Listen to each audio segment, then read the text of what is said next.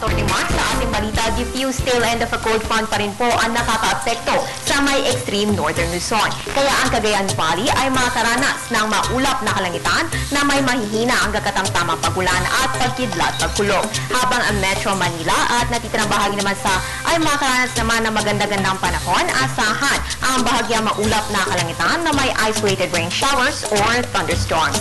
Sa magiging lagay naman ng panahon over the weekend, ayon kay Pag-asa Weather Forecaster Menong Mendoza, fair weather naman ang mararanasan sa malaking bahagi ng bansa.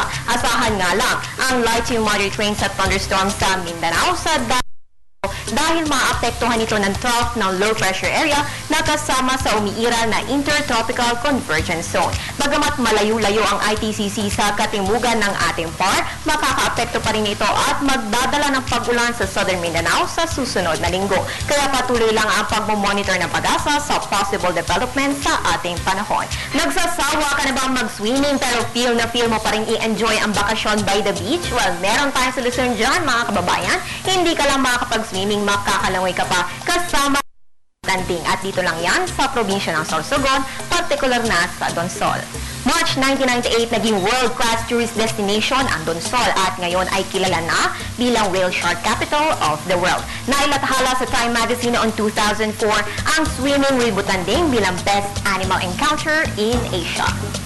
Sa lagay naman ng panahon, ang inaasang agwat ng temperatura dito ngayong araw ay 23 to 32 degrees Celsius at makaranas ng partly cloudy skies with isolated rain showers or thunderstorms. Ang Butanding Interaction sa Donsol ay nire-regulate ng Local Department of Tourism Office upang masigurado ang masinsinang pagsunod sa mga patakaran para mapangalagaan ang mga whale sharks na ito. Makikita ang mga butanding sa pagitan ng Nobyembre hanggang Hunyo at ang peak time nila ay tuwing Pebrero hanggang Mayo. Inirerekomenda ang pagpunta dito sa umaga dahil mas malinaw ang tubig at mas mataas rin ang tsansang makakita ng marami-raming butanding bago magtanghali. Hindi sila ala-Diyos na nangangain ng tao.